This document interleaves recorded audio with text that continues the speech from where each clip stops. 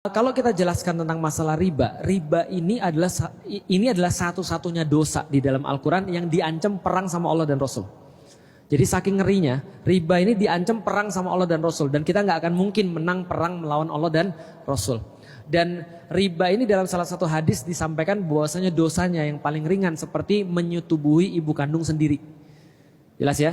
Nggak mungkin kita bayangkan di dalam kepala kita, tapi itu yang terjadi.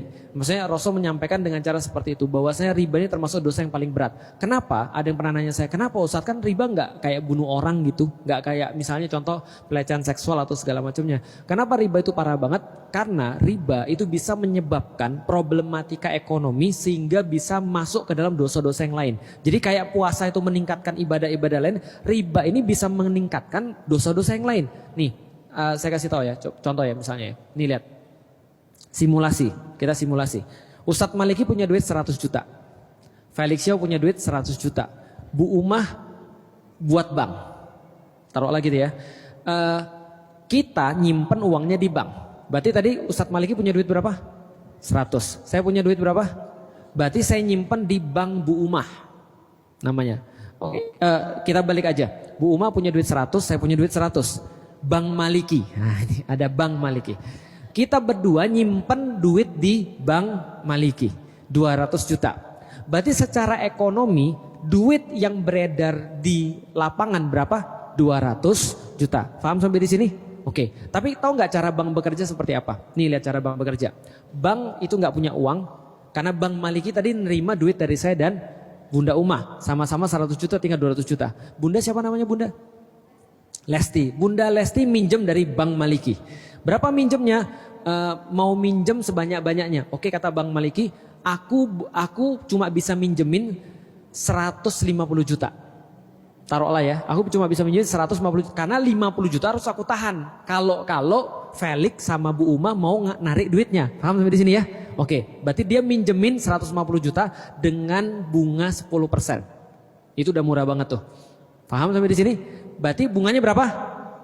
Tahun depan harus balikin berapa? 150 plus 15, 165 juta. Paham sampai di sini?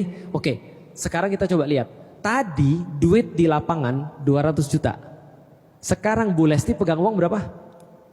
150. Bunda Umah punya duit berapa? 100. Aku punya duit berapa? 100. Berarti berapa sekarang duit beredar di lapangan? Realnya 200 plus 150 juta plus piutang yang nanti akan dikembalikan dalam bentuk bunga 15 juta. Berarti sekitar berapa? 365 juta di lapangan sekarang. Bank pegang berapa? 50. Jelas ya? Berarti 365 juta. Awalnya 200 jadi 365 juta. Ibu siapa namanya Ibu? Tia. Nia. Bu Nia jualan bakso. Dulu pas duit masih 200 juta, ibu jual bakso satu mangkok 10.000. Sekarang duit yang beredar di lapangan 365 juta. Ibu jual bakso berapa? Oh nggak mungkin 10.000. Karena duitnya udah semakin berkurang nilainya. Karena duit semakin banyak semakin berkurang nilainya kan. Supply and demand. Maka ibu naikin harga dong. Berapa Bu mau jual Bu? Ya supaya balik modal aku jual 25.000 lah. Oke, yang lain-lain yang gak ikut dalam perbankan ini, loh kok naik? Duit yang tadi saya pegang 100.000 bisa beli 10 mangkok, sekarang cuma bisa beli 4 mangkok. Dalam dunia ekonomi namanya inflasi. Jelas sampai di sini? Artinya apa? Daya beli duit menurun, yang paling untung siapa? Bank Maliki. Gak punya kerjaan apa-apa, tiba-tiba dapat 15 juta dari Bu Lesti balikin. Jelas sampai di sini ya? Dalam kenyataan yang ada lebih parah daripada itu. Makanya kenaikan barang-barang, lalu kemudian buat kriminal, buat orang kemudian semua yang minjem kemudian jadi foreclosure, nggak bisa bayar, diambil kemudian ininya usahanya dan segala macam. Ini kerusakannya parah dan ini udah diketahui dari zaman Rasulullah. Bayangin ya, tahu kafir Quraisy?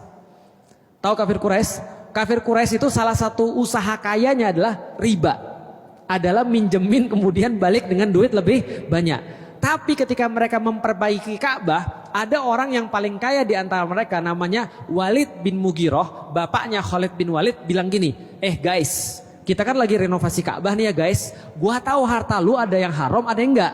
Nah untuk renovasi Ka'bah jangan pakai harta haram. Jelas sampai di sini? Berarti mereka kalau harta-harta dari riba tuh mereka nggak pakai untuk apa namanya renovasi Ka'bah. Itu orang kafir Quraisy. Berarti bagi orang kafir Quraisy riba itu uang baik atau uang jahat?